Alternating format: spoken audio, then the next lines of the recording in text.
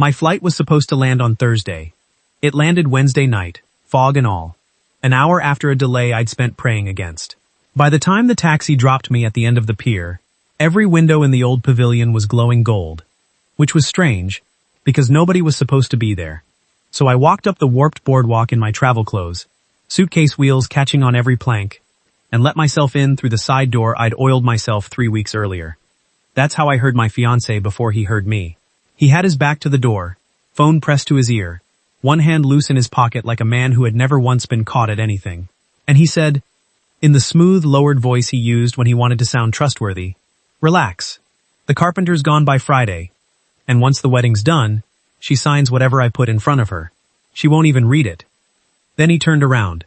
He saw my face, and the color drained out of his so fast it was almost interesting to watch, like ink pulled backward into a pen. He lowered the phone without ending the call. "Marlo," he said.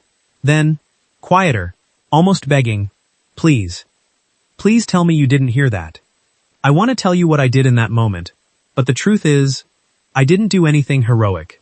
I just stood there with my hand still on the cold brass handle, listening to the water slap the pilings under the floor, and I felt 26 months of my life quietly fold in on itself like a paper boat going under. But I'm getting ahead of the part you actually need. My name is Marlo Hale. Everyone calls me Lo. I'm 31, and for most of my adult life I'd believed I was a careful person. I restore old buildings, salvage mostly, plus the kind of stubborn restoration work nobody profitable wants to touch. Cracked tile work, water-swollen beams, hand-blown glass that hasn't been manufactured since before my grandmother was born. I'm good at seeing what a ruined thing used to be.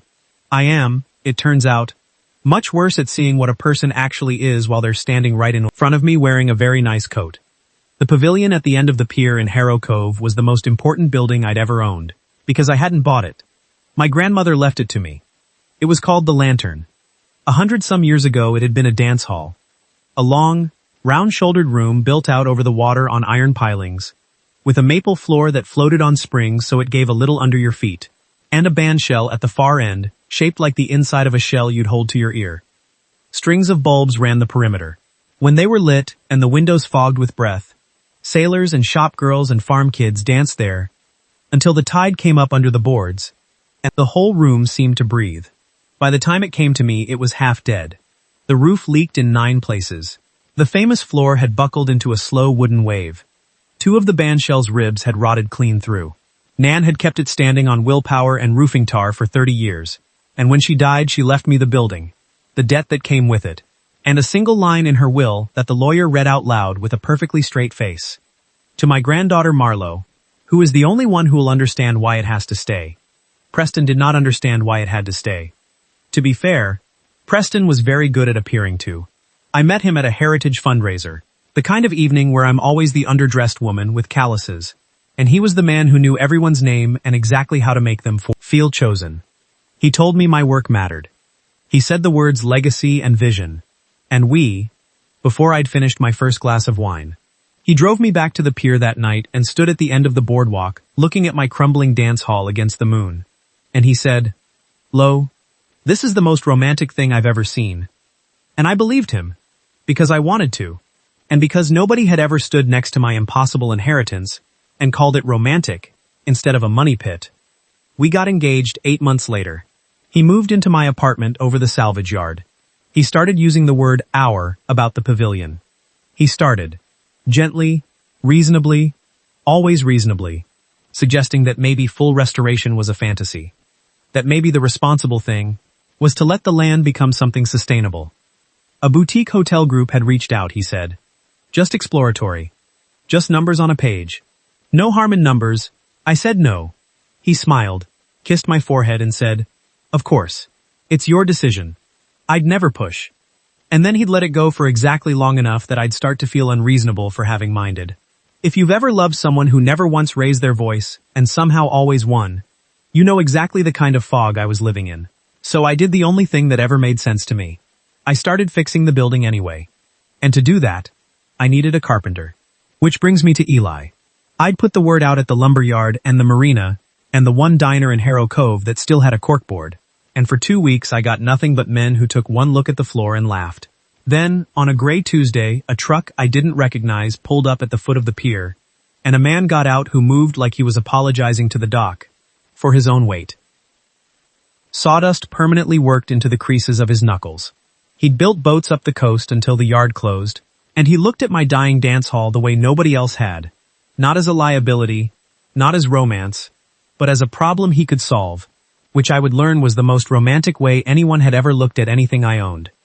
He walked the buckled floor slowly, crouched, pressed his palm flat to the maple, and went still. The way you'd go still listening for a heartbeat. It's not warped from water, he said finally. It's warped from love. People danced the spring out of it on one side. He looked up at me. Whoever built this knew what they were doing. I'd be honored to not screw it up. I hired him on the spot. I told myself it was the craftsmanship. That first month, Eli and I worked the floor together, board by board. He taught me to read the old joinery, how the men who built it had left themselves little signatures. A carpenter's mark scratched under a beam, a date pressed into the underside of the band shell. He never talked much, but when he did, it landed. He noticed things. He noticed that I drank my coffee until it went cold, and then drank it cold rather than admit I'd forgotten it. He noticed that I went quiet whenever Preston's name came up. He noticed, one afternoon, when a thunderhead rolled in off the water and I flinched at the first crack, that I was afraid of storms, and without a word he moved his work to the side of the building where I was, and stayed there, hammering, until it passed. You don't have to babysit me, I told him. I'm not, he said, not looking up. I just work better over here. He was a terrible liar. I think that's the first thing I loved about him, though I wouldn't have used that word then. I was engaged. I had a wall up the size of the pavilion itself. But here's the thing about working beside someone with your hands for 10 hours a day. You can keep your wall up all you want. The wall doesn't stop you from learning the exact sound of his laugh, or noticing that he always handed you the safer end of a board, or feeling something tighten in your chest the afternoon your fingers both reached for the same chisel and his closed over yours, and neither of you moved for 1 second too long. Going to sand itself. I told myself it was nothing. I told myself a lot of things that spring. So, Wednesday night. The pier. Please tell me you didn't hear that, Preston said again. I set my suitcase down very gently, like it might go off. Which part, I said. The carpenter being gone by Friday, or the part where I sign whatever you put in front of me? His face did 3 things at once, and then settled on the worst one. Calm. He ended the call, slid the phone into his pocket, and spread his hands like a man diffusing a crowd. Okay, he said. Okay. You're tired. You've been traveling. Let's not turn this into something it isn't. What is it then? Explain it to me. Slowly, use small words. It's a deal. Lo. He took a step toward me across the buckled floor, and the maple gave under him the way it gives under everyone. That soft, springing dip. A good one. The hotel group came back. Real money this time. Enough to clear the debt, give us a start, give us a future instead of you bleeding yourself dry on a building that's going to fall into the ocean whether you fix it or not. Nan left it to me.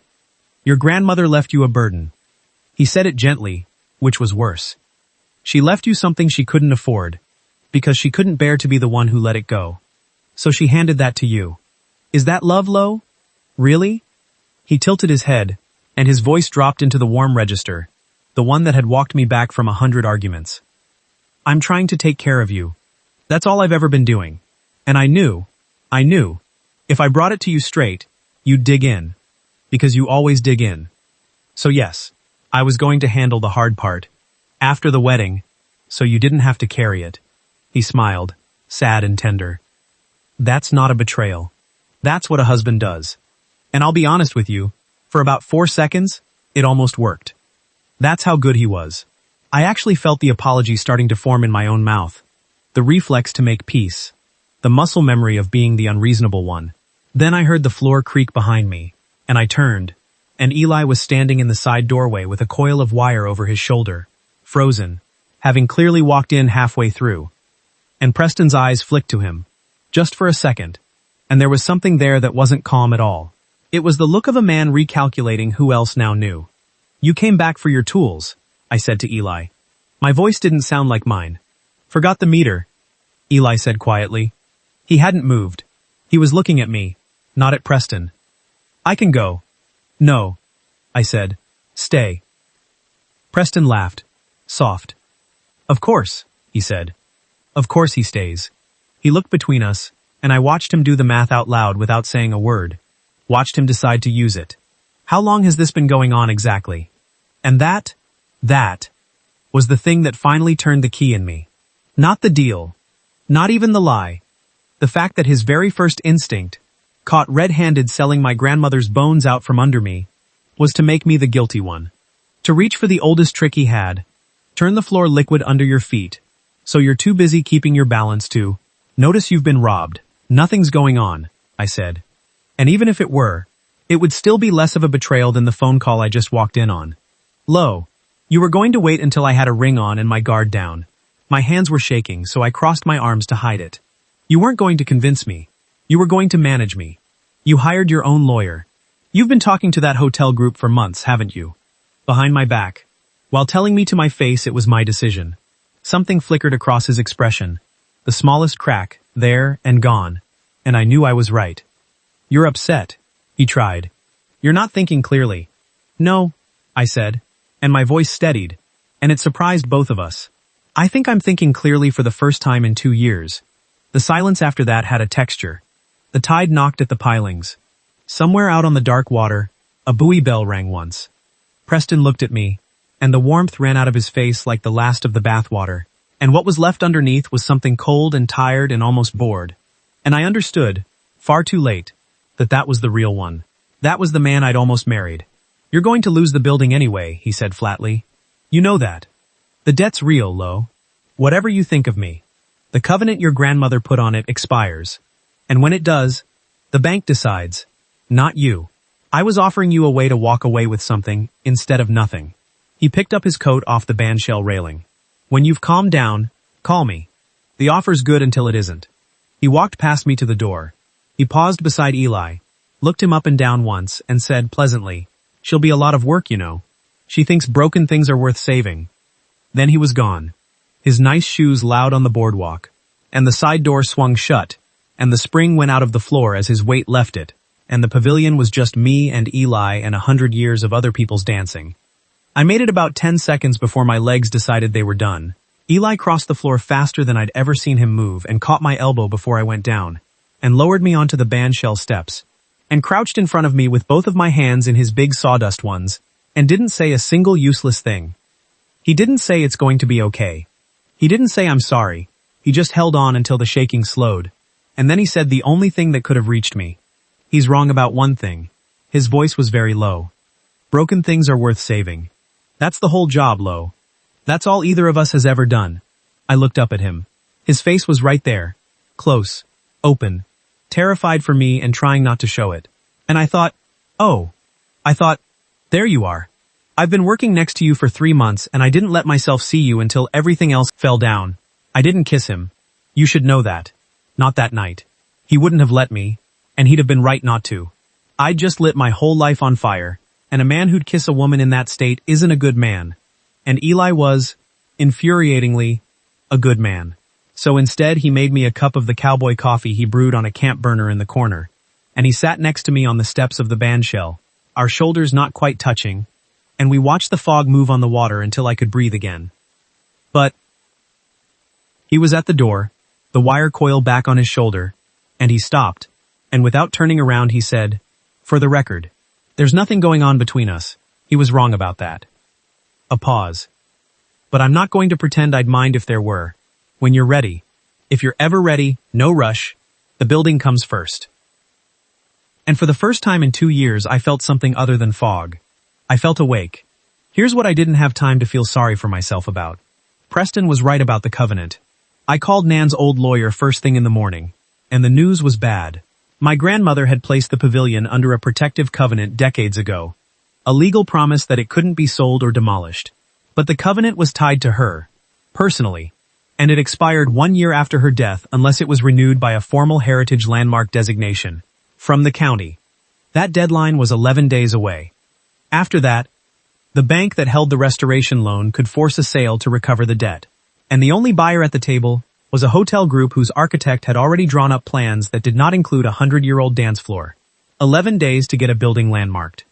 The lawyer told me, kindly, that the process usually takes a year. He told me to consider Preston's offer, I told him, less kindly, that I'd rather drown.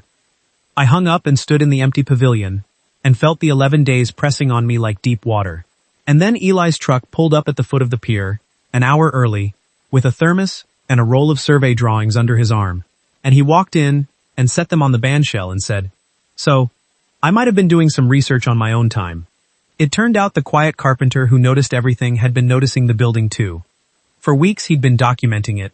The original spring floor system, the hand-blown perimeter glass, the bandshell's acoustic geometry, the carpenter's marks underneath that dated the structure to a specific famous builder, whose work the county had a known soft spot for. He'd taken it on himself, he said, because a man should know what he's standing on. He had, accidentally, assembled 3/4 of a landmark application without either of us asking him to. I stared at the drawings. "Why?" I said. "You weren't even sure I'd keep you on past summer." He rubbed the back of his neck and looked at the floor and went red. This big, competent man going red like a kid, and said, "Honestly, because you cared about it. And I wanted to be on the side of the thing you cared about." He shrugged. "Pick your reasons. They all point the same way." We worked all of them. I'm not going to pretend the next part was easy, or that it was only romance. It was the hardest stretch of my life. We barely slept. We rebuilt the 2 rotted ribs of the bandshell so the structure would pass inspection. We pulled county records and old dance hall photographs, and the manifest of a forgotten Harrow Cove Historical Society that had folded in the 80s. I learned that Eli sang under his breath when he concentrated. Always the same 3 bars of an old song, never finishing it. He learned that I cried when I was furious, and that the worst thing he could do was point it out. So he'd just hand me a rag and pretend he hadn't seen. And somewhere in those 11 days, the wall I'd kept up came down board by board, the same way we were rebuilding the floor. There was the night we found the tin. We were prying up the warped center boards of the dance floor to get at the spring mechanism underneath, and Eli's pry bar caught on something that wasn't a joist. A flat tin box. The kind that once held shortbread, wedged into the framing exactly at the center of the room. The spot where a dancing couple would stand for the last slow song. The spot Nan used to call the still point. Inside, wrapped in oilcloth, was the original deed to the pavilion. And a second covenant document, older than the one the lawyer knew about. And a letter, in my grandmother's slanted hand, addressed to me, to be found by whoever loves it enough to take up the floor. I sat on the exposed framing with the tide moving black and silver under the gaps in the boards, and I read it by the work light, while Eli stood a respectful distance away, with his hands in his pockets, looking anywhere but at me. I won't read you the whole thing, some of it's mine. But the line that broke me open was near the end. Nan wrote, "People will tell you this building is a burden, Marlowe. They'll be very reasonable about it. Be careful of reasonable people who want you to let go of the things that hold the most life. The lantern was never the wood. It was every person brave enough to ask another person to dance in it. Keep it standing, and find someone worth standing in the still point with. That's the whole inheritance. The rest is just maintenance." I looked up. Eli was watching the water, giving me my privacy, the work light catching the sawdust in his hair like he was lit from inside. "Eli," I said. "Yeah. Come here a second." He came and crouched in front of me on the exposed beams, careful of the gaps, and I held out the letter so he could read the last line, and I watched his eyes move across it, and I watched him understand it, and I watched him very deliberately not read anything into it, because that was the kind of man he was. So I had to be the brave one. "There's a still point," I said. My voice came out unsteady. "In the floor. Right here, where we're sitting." She used to say it was the only spot the springs go completely quiet, so the last couple of the night could hear each other. "I know," he said softly. "I found it 3 weeks ago. Marked it on the drawings." He almost smiled. "Best joinery in the building." "When we fix the floor," I said. "When it's standing, and it's ours, and nobody can take it." I stopped, started again. "I'd like to stand here with you, in the still point, just so you know. Not now. There's too much. But when it's over, I'd like that to be us." For a second he didn't move at all. Then he reached up, slow, careful, and tucked a piece of hair behind my ear, his thumb just barely brushing my jaw, and he said, in a voice I'd never heard him use, rough and certain, "Lo, I would rebuild this whole floor with my bare hands for that. You know that, right?" "I'm starting to," I whispered. We didn't kiss then either. Because we were sitting over open water on a half-disassembled floor at 2 in the morning, and one wrong move would have dropped us both into the harbor, which Eli pointed out, and which made me laugh until I cried. The good kind this time. But he held my hand across the gap in the boards the whole way through reading the rest of Nan's letter. And when we finally climbed out and stood on solid floor, he kept holding it. That older covenant in the tin, by the way, changed everything. My grandmother, it turned out, had been smarter than every reasonable man who'd ever underestimated her. The original document established the pavilion's heritage protections in a way that didn't fully expire. It merely went dormant, and could be reactivated by the discovery of the founding deed and a community petition. Buried in the framing, at the still point, waiting for somebody who loved it enough to take up the floor. She'd known. She'd built me a way out and trusted me to find it. We made the deadline by a day and a half. Eli finished the application. I gathered the signatures. Harrow Cove turned out for me in a way I hadn't earned and didn't expect. The diner owner, the marina kids, 3 women in their 90s who'd had their first dances at the Lantern and showed up at the county meeting in their good coats to testify that the building was the only place their late husbands had ever held them gently. The room went quiet for them. You could have heard the tide. Preston came to the hearing. Of course he did. He sat in the back in a beautiful coat and waited for his turn. And when he spoke, he was reasonable. So reasonable. All numbers and sustainability, and the responsible thing. And for a moment, the old fog tried to roll back in over the room. Then one of the 90-year-olds, her name was Edith, and I will love her until I die, stood up without being called on and said, in a voice like a closing door, "Young man, I danced in that building the night the war ended. You've never built a single thing in your life worth dancing in. Sit down." He sat down. The county granted the landmark designation that afternoon. The covenant reactivated. The hotel group's offer evaporated. And with the designation came a heritage restoration grant that, with what Eli and I had already saved by doing the work ourselves, cleared enough of the debt to make the bank go away. Not all of it. Restoration is never all of it. But enough. Enough to keep standing. Preston found me afterward in the parking lot. He dropped the reasonable voice. "You'll regret this," he said. "You're going to spend the rest of your life patching a building over the water with a carpenter who'll never make you anything but tired." "Maybe," I said. "But I'll be tired in a place I love, next to someone who handed me the safe end of the board every single time without ever once mentioning it." I looked at him, really looked, and felt the last of the fog burn off. "You were never wrong that it's a lot of work, Preston. You were just wrong about which things are worth it." I gave him back the ring in the parking lot. He took it. I drove home with the windows down. Here's the part I've been wanting to tell you. We finished the floor in the fall. The last board went in on a clear, cold afternoon, with the whole maple expanse sanded and oiled and whole again. The spring restored under it so the whole room gave that soft living dip when you stepped onto it, the way 100 years of dancers had felt it give. We strung the perimeter bulbs and replaced the 9 leaks in the roof, and rebuilt the band shell so it caught sound the way its builder intended. And on the night before we opened the Lantern back up to the town, when it was just the 2 of us, and the work light, and the tide knocking gently at the pilings below, Eli set down his tools, and wiped his hands on his jeans, and crossed the brand new floor to the center of the room. To the still point. "It's quiet here," he said, almost to himself. He looked up, and there it was. That look. The one I'd been pretending for months I hadn't noticed. "You can hear everything." A pause. "You said when it was standing." "I did," I said. "It's standing." I walked to him across the floor I had rebuilt with my own raw hands, and I stepped into the still point, where the springs went silent and the whole world narrowed to the few feet of new maple under us. And Eli put one sawdust rough hand against my jaw exactly the way he had over the open water that night. And this time there was solid floor under us and no reason in the world to wait, and he kissed me. I'd spent 2 years with a man who said romantic like a password. I had never once, in all that time, felt anything like the quiet that came down over me in that still point. In that man's careful hands. In the building my grandmother trusted me to save. It wasn't fireworks. It was better. It was the spring coming back into something that had buckled. It was a warped, beloved thing finally allowed to hold weight again. When we finally broke apart, he rested his forehead against mine and laughed under his breath. Those same 3 bars of the old song he never finished. "What is that?" I said. "You're always humming it. You never get to the end." I found the sheet music in the Historical Society box. couldn't bring myself to finish it. He smiled. Felt like bad luck. Like finishing it before the building was ready. Is it ready? He looked around at the lantern, the gold bulbs, the whole floor, the bandshell waiting, and then back at me, and he finished the song. Quietly. Just the last 3 bars, hummed into the small space between us. I think that's the moment I knew I'd say yes to whatever came next. Not infatuation, not the high of burning my old life down.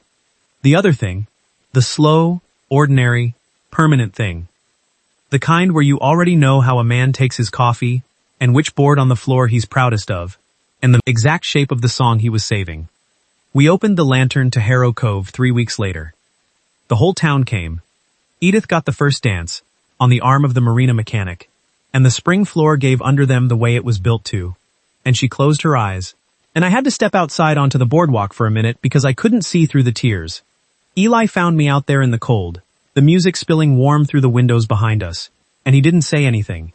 He just stood beside me, our shoulders touching this time, on purpose, and we watched the fog move on the dark water exactly like we had the night everything fell down, except nothing was falling down anymore. Everything was standing. That was 4 years ago. We run it together now, Eli and I. It's not a museum. We didn't freeze it under glass. Nan would have hated that. People dance there on Friday nights, the same as they did a century ago. Shopgirls and fishermen and farm kids, and tired parents who get one night out, and the floor still gives under all of them, and the bulbs still fog the windows with everyone's breath. Eli built a little workshop off the back, where we both still take in salvage and restoration work, broken things other people gave up on. Which is, I've decided, just the family business now. The two of us standing dead center on the floor, I rebuilt with my own hands, with the whole town giving slightly underfoot all around us. I carried my grandmother's tin instead of flowers. When the officiant asked if anyone objected, the floor stayed perfectly, deliberately quiet, the still point doing its one job, and everyone laughed, and Eli squeezed my hand, and somewhere Edith said, loud enough to be heard, "About time," and we were married. Sometimes, when the last dance is over and the town has gone home and it's just the two of us closing up, Eli walks to the center of the floor and hums those 3 bars and holds out his hand, and we dance one more in the still point, with all the lights off, and the tide knocking gently below, and I think about a flight that landed a day early, and a man going pale in golden light, and the worst sentence I ever overheard turning out to be the best thing that ever happened to me. He was so afraid I'd heard it. Thank God I did. So let me ask you, what would you have done if you'd walked in a day early and heard the person you were about to marry say a sentence like that? Would you have confronted them on the spot, the way I did? Or would you have gone quiet and gathered proof first? And here's the bigger one I keep coming back to. Has there ever been someone steady standing right beside you, handing you the safe end of the board, staying on your side of the room during the storm, that you didn't let yourself really see until everything else fell down? Tell me about them in the comments. I read every single one. If this story moved you, do me a favor and leave a like so more people find it. Hit subscribe so you don't miss the next one, and I'll see you in the next video.